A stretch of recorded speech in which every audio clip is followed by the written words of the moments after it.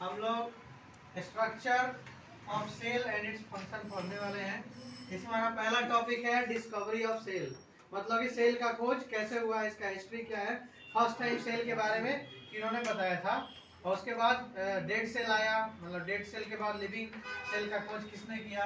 फिर हम थोड़ा पढ़ेंगे कि सेल थ्योरी किसने दिया, सेल के बारे में उनका जो वर्क कैसे करता है उसमें हम लोग पढ़ेंगे। फिर उसके बाद इनका बेसिक यूनिट ऑफ लाइफ के बारे में पढ़ेंगे। फिर different parts inside cell, cell के अंदर अलग अलग पार्ट्स होते हैं और उन पार्ट्स का सेपरेट वर्क होता है। उनके वर्क करने से हमारा पूरा बॉडी काम करता है। जैसे सेल रेस्पिरेशन करता है, फूड का डाइजेशन करता है, फैट्स को डाइजेस्ट करता है। तो इन सब काम को हम लोग देखेंगे सेल के अंदर, हमें पढ़ने के लिए मिलेगा। हमारा पहला टॉपिक है डिस्कवरी ऑफ सेल, ठीक है, मतलब सेल का खोज कैसे हुआ। तो सबसे पहले 1665 ईस्वी में इंग्लिश साइंटिस्ट जिनका नाम था रॉबर्ट हुक, कैसे लगा डेढ़ सेल का खोज किया था, ठीक है। उसके बाद उन्होंने मधुमक्खी के छत्ते को सेल का नाम दिया, उसको रिलेट करके। तो आपके एग्जाम में ये भी पूछ सकता है कि फर्स्ट टाइम सेल का जब डिस्कवरी हुआ था तो किससे उसको रिलेट किया गया था। तो तुम बोल सकते हो कि हनी कॉम से या हनी बी से किया गया था। उसके बाद जब डेड सेल का खोज हो गया रॉबर्ट हुक के द्वारा, तो एंटोन वॉन लीeuwenhoek के द्वारा लिविंग सेल का खोज हुआ। उन्होंने खुद के द्वारा बनाए गए माइक्रोस्कोप से लिविंग सेल का खोज किया था, ठीक है।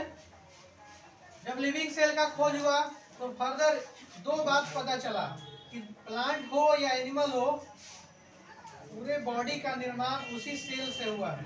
तो आगे के एक्सपेरिमेंट से मैथ्यू स्लाइडेन एंड टी स्वान ने ये चीज एक्सप्लेन करके बताया कि शरीर हमारा जो हमारा बॉडी है वो सेल से ही बना है। मतलब एक बड़ा सा बॉडी पार्ट अगर उसको माइक्रोस्कोपिक लेवल पे देखा जाए तो छोटे छोटे सेल से मिलकर बना है। ये आपका हिस्ट्री इस तरह से सेल का खोज हुआ था। वीडियो रोक, चलो क्या करें। अरे स्टार्ट कर दिया है तो स्टार्ट करेगा ना भाई, फिर से तो बच्चों अगला टॉपिक है हमारा सेल थ्योरी।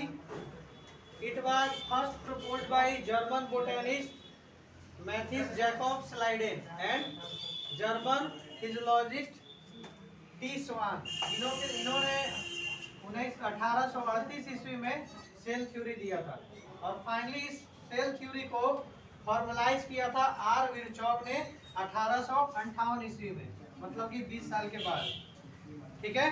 तो सबसे पहले क्या सीखे हम लोग, सेल थ्योरी किसने दिया था, स्लाइडेन और स्वान ने। In short you can say Schleiden and Schwann. ऐसे भी समझोगे तो ऑप्शन पकड़ पाओगे, इतना भी याद रखोगे तो। और इसको फॉर्मलाइज किया था आर विरचॉक ने। तो सेल थ्योरी में क्या बोला गया था उसको हम लोग समझेंगे। तो पहला बात कि हमारे बॉडी का ये स्ट्रक्चरल एंड फंक्शनल यूनिट होता है सेल, और कोई भी ऑर्गेनिज्म हो वो किससे बना होता है, सेल से। हम हैं, आप हैं, प्लांट, एनिमल, यहाँ तक कि छोटा सा कीड़ा मकोड़ा, ये सब किससे बना हुआ है, सेल से बना हुआ है। और सेल जो है ना, ये सेल है क्या, तो हमारे शरीर का स्ट्रक्चर बनाने का काम करता है और हमारे शरीर में फंक्शन करने का काम करता है। फंक्शन का मतलब काम, जैसे हम लोग सांस लेते हैं, भोजन को डाइजेस्ट करते हैं, चलते हैं, दौड़ते हैं, ये जितना भी हमारे बॉडी के अंदर का फंक्शन है, all these functions are done by cell. So you can say cell is the structural and functional unit of our life. Okay, this is the first point regarding cell theory. And what is the second point? Second point में हमें ये समझना है कि हमारा जो निर्माण हुआ है, जैसे हम एक सेल से बने, तो हम किसी प्री एग्जिस्टिंग सेल से बने हुए हैं, मतलब हमारे ही जैसा कोई पहले से सेल है, उसी सेल से हमारा निर्माण हुआ है। जैसे कोई जानवर का बच्चा है तो वो किसी जानवर से ही बना है, मतलब कोई भी ऑर्गेनिज्म हो वो किससे बना है, तो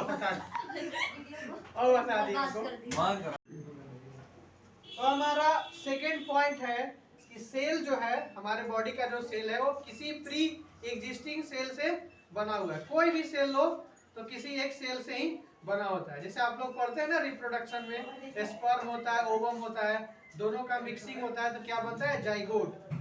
तो उस एग्जाम्पल को इससे तुम रिलेट करा सकते हो कि दो सेल मिले तो एक जाइगोट का क्या हुआ, निर्माण हुआ, फिर उसका आगे लाइफ स्पैन आगे बढ़ेगा।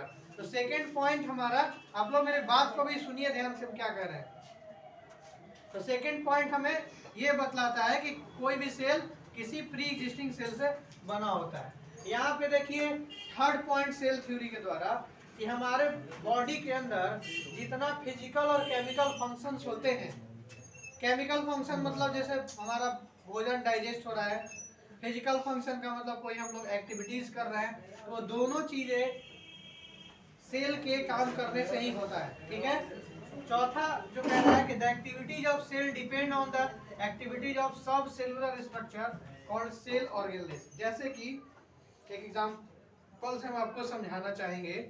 जैसे आप लोग पढ़े होंगे या जानते होंगे कि हमारे बॉडी में रेस्पिरेशन होता है तो माइटोकॉन्ड्रिया करता है। तो माइटोकॉन्ड्रिया क्या है, माइटोकॉन्ड्रिया हमारे बॉडी का सेल ऑर्गेनेल्स है। तो वो काम करता है तभी हमारा बॉडी काम करता है। अब जैसे हमारे बॉडी में प्रोटीन को डाइजेस्ट करना है, फैट्स को डाइजेस्ट करना है, तो हमारे बॉडी का, हमारे सेल के अंदर का सेल ऑर्गेनेल्स काम कर रहा है, तभी ना ये पूरा बॉडी काम कर रहा है। तो ये सारा काम सेल का है। आ रहा बात समझ में? यानी कि हम लोग काम कर रहे हैं, यानी कौन काम कर रहा है, सेल। तो हमारे जैसे कि आप लोग आगे के क्लास में, जैसे 9th क्लास में आप पढ़े थे लेबर ऑफ डिवीजन पढ़े थे ना, यानी कि हमारे बॉडी में अलग अलग तरह के काम है तो उनको डिवाइड किया गया ना, सबका अपना अलग अलग काम दिया है। अब जैसे हमारे बॉडी में सबसे बड़ा से नर्व सेल होता है तो उनका अलग काम है, मस्कुलर सेल है उनका अलग काम है। इसी चीज को टिश्यू चैप्टर में आप पढ़ेंगे। तो ये रहा आपका सेल थ्योरी। तो सेल थ्योरी के 4 बेसिक पार्ट्स होते हैं, चारों बेसिक पार्ट आपको लिखवा भी दिए, समझा भी दिए। इसको याद रखना है, आपके एग्जाम में पूछ सकता है कि इन्होंने दिया था और कौन कौन से बात बोले गए थे। तो अब आप एक बात बताइए, ये चारों पॉइंट आपको हम समझाएं, क्या आपको लगता है कि हमारा बॉडी ये चारों काम कर रहा है? बिल्कुल कर रहा है। तो ये रहा आपका सेल थ्योरी। ठीक है, इसको आप रोक दिया।